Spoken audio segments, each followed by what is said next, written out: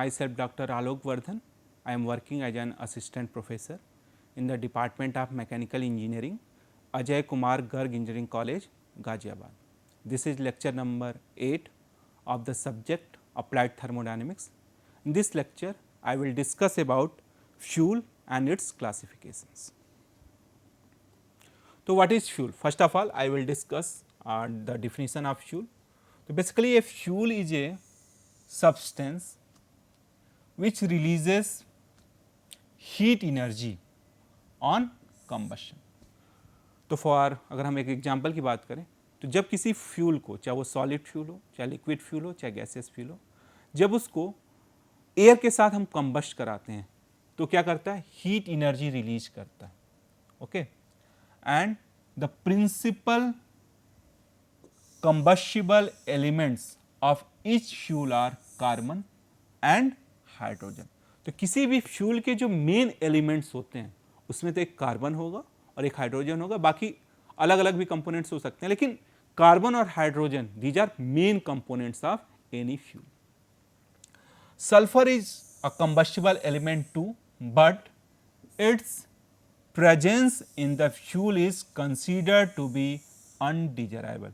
Sulphur भी एक combustible element हो सकता है, लेकिन इसका जो प्रेजेंस है किसी भी फ्यूल को, हम क्या कर सकते हैं, इसको हम चाहें तो इसको कंसीडर भी कर सकते हैं, नहीं भी कंसीडर कर सकते हैं.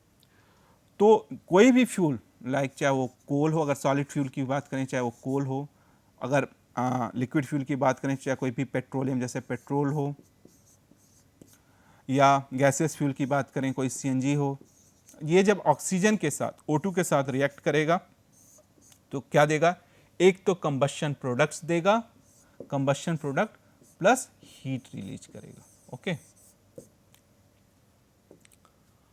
Now I will discuss about classification of fuels. तो बेसिकली जो हमारा फ्यूल्स है उसको based on the physical state तीन भागों में कैटेगराइज किया गया. Based on the physical state, physical state मतलब वो किस स्टेट में है, सॉलिड में है, लिक्विड में है या गैसियस में है. तो इसके आधार पे तीन भागों में कैटेगराइज किया गया. Number 1 is solid fuel, number 2 is liquid fuel and number 3 is gaseous fuel. Solid fuel के एग्जांपल हैं तो जैसे वुड हो गया, कोल हो गया. लिक्विड फ्यूल की बात करें तो जितने भी क्रूड ऑयल होते हैं जैसे petroleum, natural gasoline etcetera. Gases fuel की बात करें तो नेचुरल गैस हो गया, बहुत सारे कोक ओवन गैस हो गया, बहुत सारे जो भी गैस हैं वो गैसेस फ्यूल के अंतर्गत आएंगे.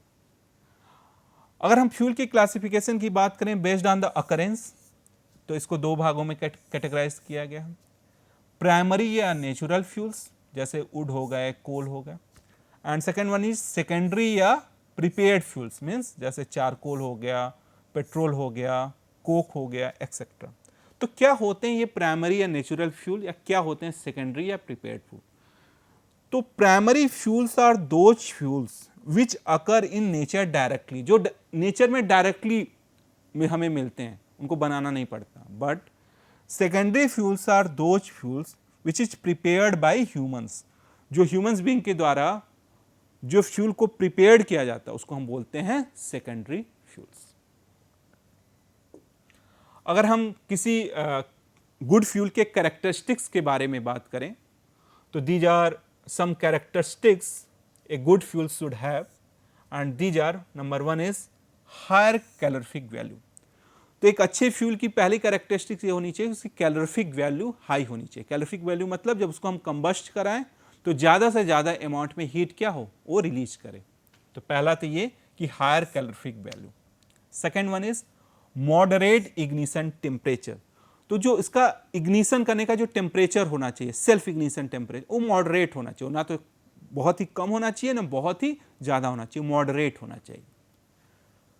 Third one is low moisture content. जो हमारा फ्यूल ऐसा होना चाहिए कि उसके अंदर जो मॉइस्चर कंटेंट हो वह कम हो. ज़्यादा मॉइस्चर होगा तो हमें ज़्यादा क्या मिलेगा, एस कंटेंट हमारा ज़्यादा होगा. तो एक अच्छे फ्यूल की ये निशानी होनी चाहिए कि low, it should have low moisture content. Next one is low non combustible matter content. Non combustible matter content मतलब नॉन कंबस्टिबल मतलब जो जलते नहीं है, जिसको जलाया नहीं जा सकता. तो ऐसे कंटेंट किसी भी फ्यूल्स में कम से कम होने चाहिए. अगर ज़्यादा अमाउंट में होंगे तो तो उसकी कैलोरिफिक वैल्यू भी कम होगी और ज़्यादा से ज़्यादा वो एस को क्या करेंगे, प्रोड्यूस करेंगे। तो लो नॉन कंबस्टिबल मैटर कंटेंट, मतलब जो जितने भी नॉन कंबस्टिबल मैटर हैं उनका कंटेंट किसी भी फ्यूल में, अच्छे फ्यूल में कम से कम होना चाहिए।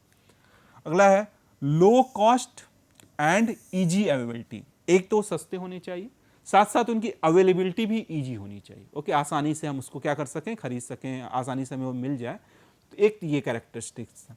अगला है easy to transport and storage cost should be low. एक तो उसका ट्रांसपोर्टेशन इजी हो, साथ ही साथ उसका स्टोर करने का कॉस्ट भी क्या हो, कम। Next one is products of combustion should not be harmful. जैसे आफ्टर कंबशन, जब किसी भी फ्यूल को एयर के साथ जब हम कंबस्ट कराते हैं तो जो कंबशन प्रोडक्ट मिलता है, जैसे सी कार्बन, जब O2 के साथ, जब कार्बन अगर मान लीजिए O2 के साथ रिएक्ट करेगा तो क्या बनेगा, कार्बन डाइऑक्साइड, अगर कंप्लीट कंबशन हो रहा है। तो जो भी आफ्टर कंबशन जो हमें प्रोडक्ट मिल रहा है, जैसे सल्फर O2 के साथ रिएक्ट करेगा तो क्या बनेगा, सल्फर डाइऑक्साइड। तो जो ये कंबशन प्रोडक्ट, आफ्टर कंबशन जो ये प्रोडक्ट मिल रहे हैं CO2 SO2, तो ये ऐसे होने चाहिए कि वो हार्म कम करें, इन्वायरमेंट पॉइंट ऑफ व्यू ये क्या होने चाहिए, नॉट बी हार्मफुल होने चाहिए। अगला है burn in air without much smoke. तो जब ये एयर के साथ जब ये कंबस्ट करें तो आफ्टर कंबशन जो स्मोक निकले वो क्या होना चाहिए, कम से कम होना चाहिए। अगर ज़्यादा स्मोक निकलेगा तो ज़्यादा से ज़्यादा क्या होगा, एयर पोल्यूशन होगा। तो एक कैरेक्टरिस्टिक ये होना चाहिए कि burn in air without much smoke, बहुत ही कम से कम स्मोक प्रोड्यूस करें। And last one is combustion should be easily controllable. मतलब इनका कंबशन ऐसा होना चाहिए, ऐसे फ्यूल होने चाहिए कि जब एयर के साथ उसको हम कंबस्ट कराएं तो उनका कंबशन क्या होना चाहिए, आसानी से उसको कंट्रोल किया जा सके, इजिली कंट्रोलेबल होना चाहिए। तो these are some characteristics of a good fuel. Okay, अब हम बात करेंगे वन बाय वन कि what is solid fuels, what is gaseous fuels and what is liquid fuels और उनके कैरेक्टरिस्टिक्स के बारे में। तो सबसे पहले हम बात करेंगे सॉलिड फ्यूल्स के बारे में। तो जो सॉलिड फ्यूल्स का जो मेन एलिमेंट है, मेन फ्यूल है, उसको हम बोलेंगे कोल। तो कोल का जो फॉर्मेशन होता है, it is formed from dead plants buried for several million years. लाखों ईयर्स जो डेड प्लांट्स होते हैं वो लाखों ईयर्स में दबे होते हैं, जिसके बाद इस कोल का फॉर्मेशन होता है। तो इसका जो मेन कंस्टिट्यूएंट्स है किसी कोल का, उसमें सबसे मेन है carbon, then hydrogen, oxygen, nitrogen, sulphur, moisture and ash. तो जो इसका फॉर्मेशन है, कोल बनने का जो फॉर्मेशन है वो कई सारे स्टेजेस में होता है। तो उस स्टेज के अगर हम डिस्कस करें तो different stages of its formation from vegetation, जो हमारा वेजिटेशन से कोल का बनना, वो बहुत सारे स्टेप बाय स्टेप प्रोसेस होता है।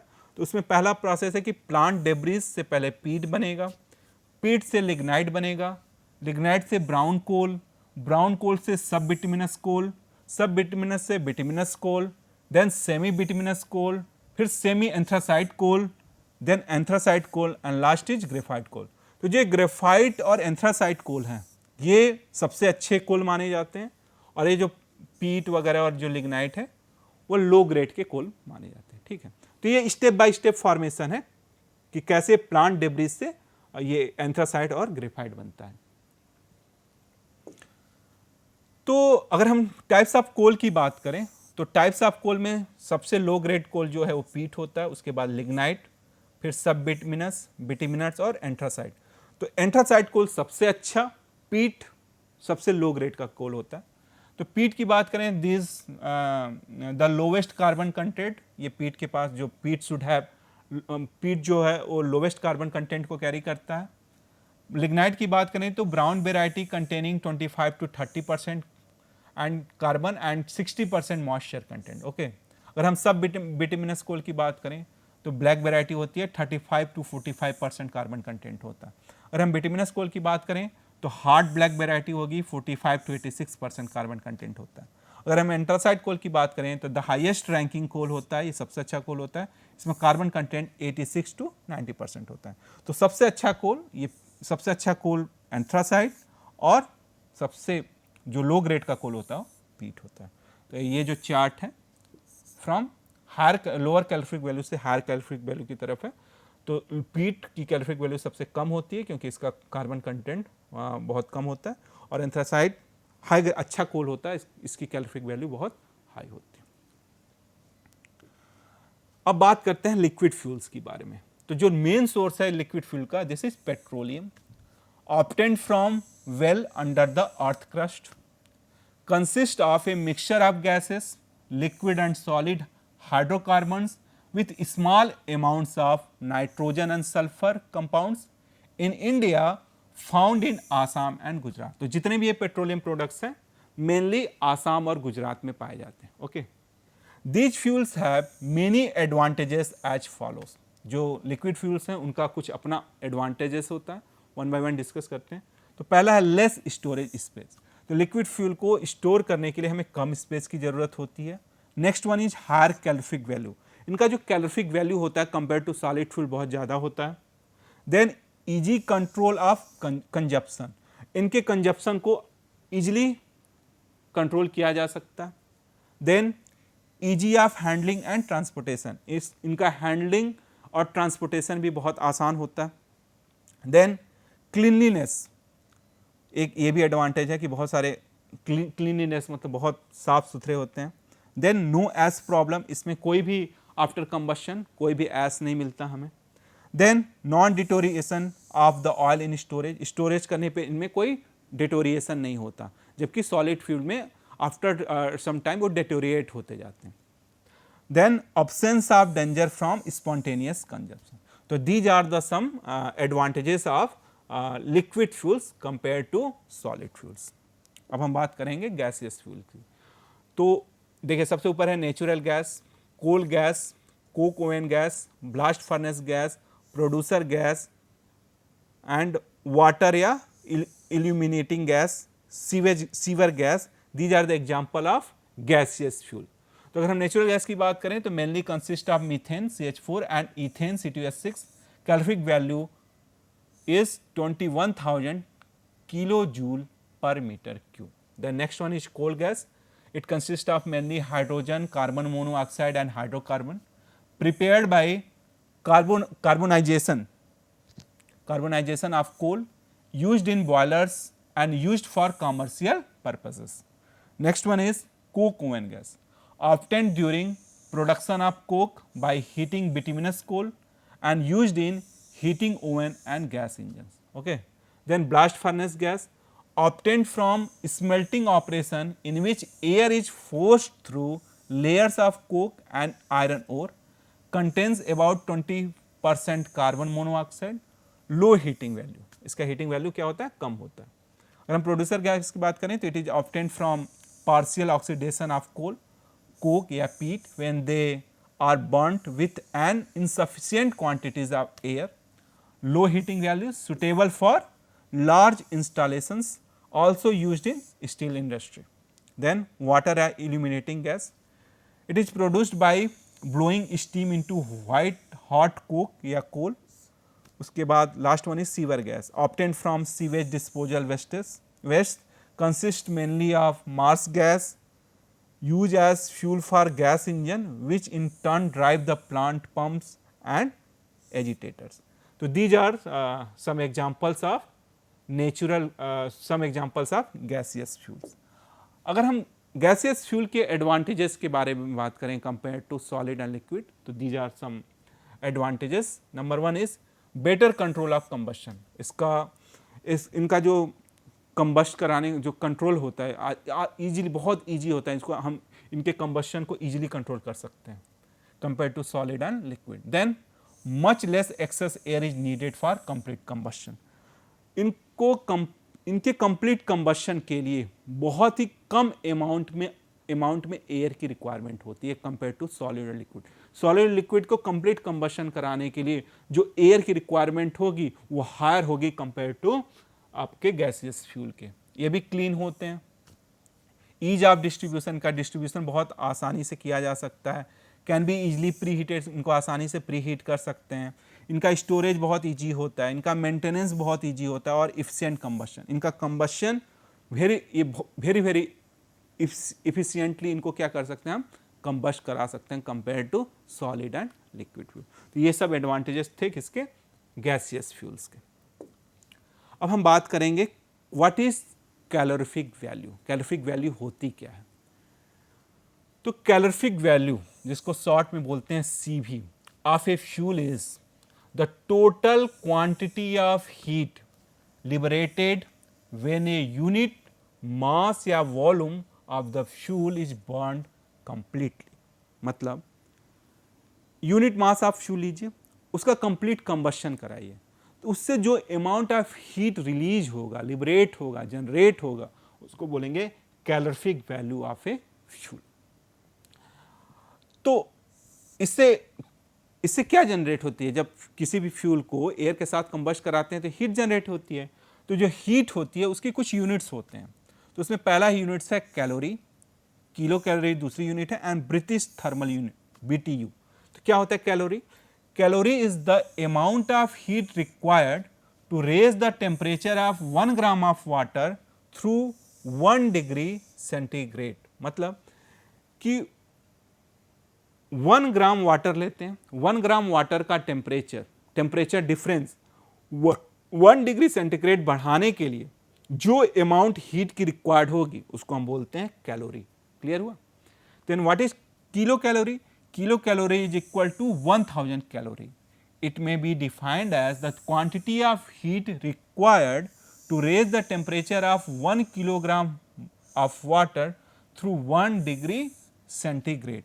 यानी कि अब यहाँ पे वाटर की क्वांटिटी 1 ग्राम ना होकर के 1 किलोग्राम हो जाएगी। तो 1 किलोग्राम ऑफ वाटर का टेम्परेचर 1 डिग्री सेंटीग्रेड बढ़ाने के लिए जो हीट की रिक्वायरमेंट होगी उसको बोलेंगे 1 kilo calorie, and 1 kilo calorie is equal to 1000 calorie के बराबर होता है। अब उसके बाद करते हैं last unit, British thermal unit. It is BTU, short में इसको बोलते हैं। It is defined as the quantity of heat required to raise the temperature of 1 pound of water through 1 degree Fahrenheit। जो हमारा ब्रिटिश थर्मल यूनिट होता है वो English system होता है, वो इंडिया में यूज नहीं किया जा सकता। तो what is British thermal unit? तो यहाँ पे हम क्या करेंगे, 1 पाउंड, यहाँ हम 1 पाउंड की बात करते हैं। 1 किलोग्राम, देखिए 1 पाउंड इज इक्वल टू होता है 1 पाउंड इज इक्वल टू होता है 0.453 kg। तो यहां पे हम क्या कर रहे हैं, 1 पाउंड वाटर ले रहे हैं। तो 1 पाउंड वाटर का टेम्परेचर 1 डिग्री फ़ारेनहाइट बढ़ाने के लिए जो अमाउंट ऑफ हीट की रिक्वायरमेंट होगी उसको हम बोलेंगे 1 ब्रिटिश थर्मल यूनिट।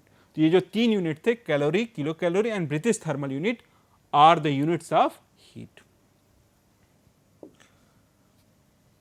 अब जो हमारा कैलोरीफिक वैल्यू होता है, fuels which content hydrogen have 2 calorific value. ऐसे फ्यूल्स जिसमें हाइड्रोजन होता है उनके 2 कैलोरीफिक वैल्यू होते हैं।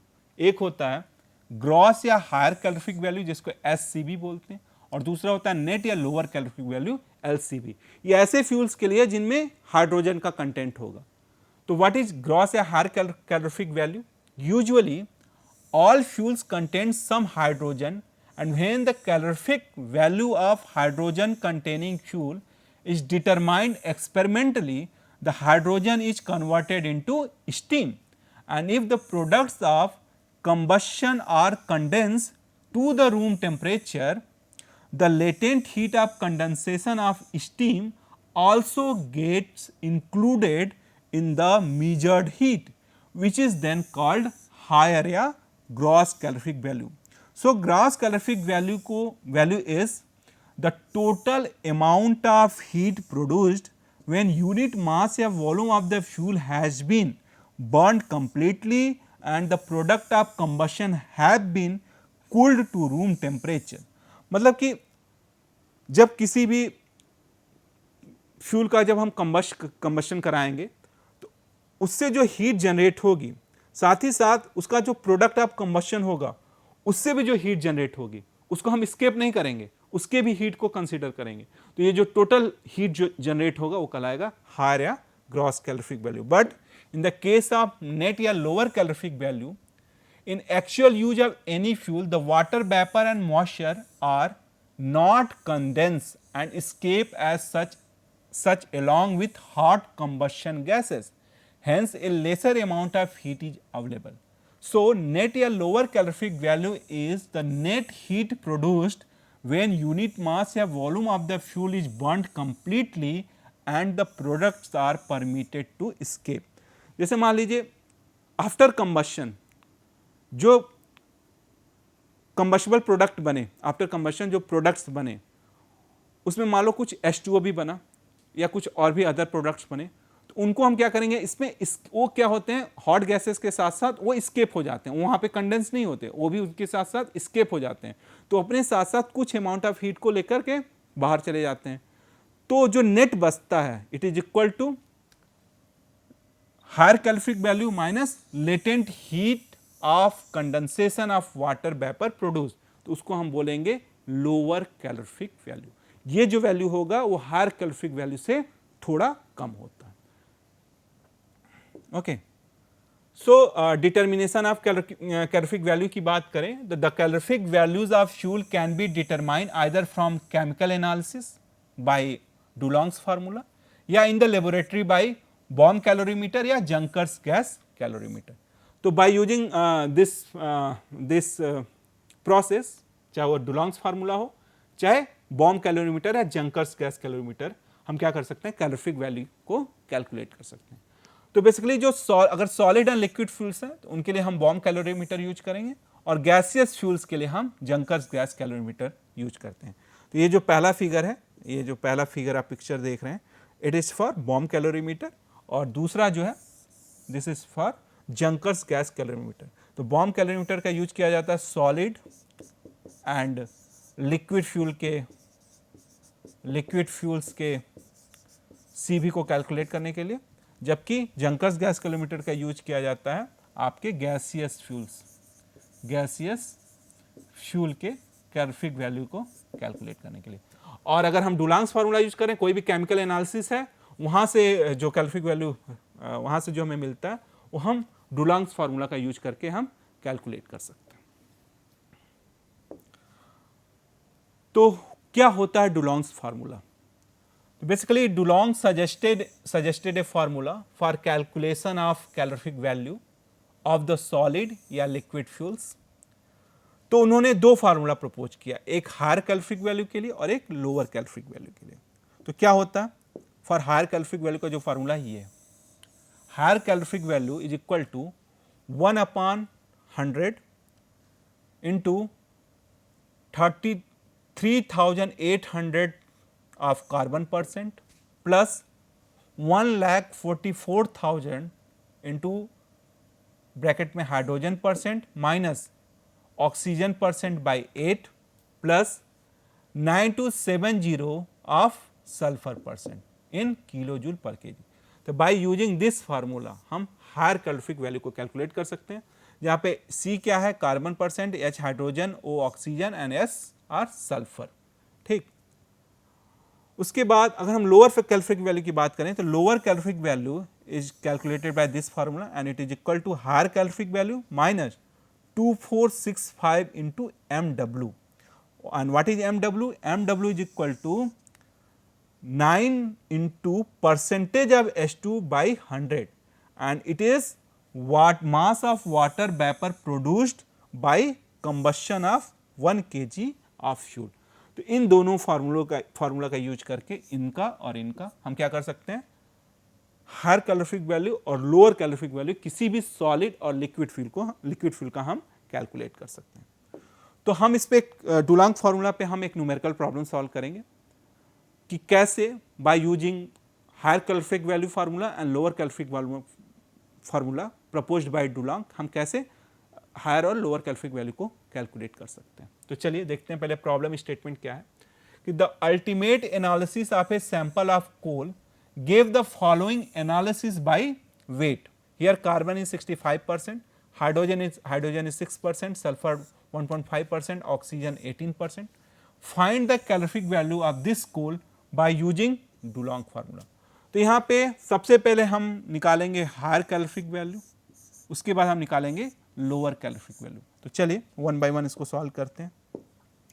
तो we know that According to Dulong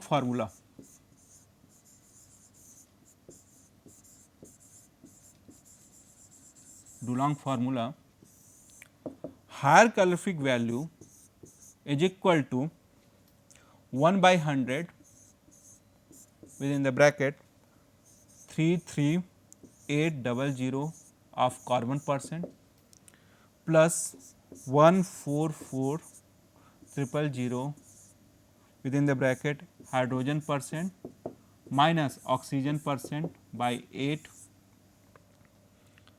plus 9270 into sulphur percent. ठीक है, इसकी यूनिट होगी किलो जूल पर केजी। तो इस फार्मूला से हम क्या कर सकते हैं, हायर कैलोरीफिक वैल्यू कैलकुलेट कर सकते हैं। तो चलिए तो इसको सॉल्व करते हैं। तो 1 बाई 100 डिवाइडेड बाई 33,800। अब देखिए हमारे पास कार्बन परसेंट कितना है, इट इज इक्वल टू 65, तो हो जाएगा into 65 plus 144000 with in the bracket hydrogen percent कितना है 6%, 6 माइनस ऑक्सीजन परसेंट कितना है 18 by 8 plus 9270 into sulphur percent कितना, सल्फर परसेंट 1.5%, 1.5। तो जब आप इसको सॉल्व करेंगे तो ये आएगा, it is equal to 27509 kilo joule per KG, and this is the higher calorific value for this given solid fuels. Okay. अब हम बात करेंगे लोअर कैलोरीफिक वैल्यू की। तो we know that lower calorific value is equal to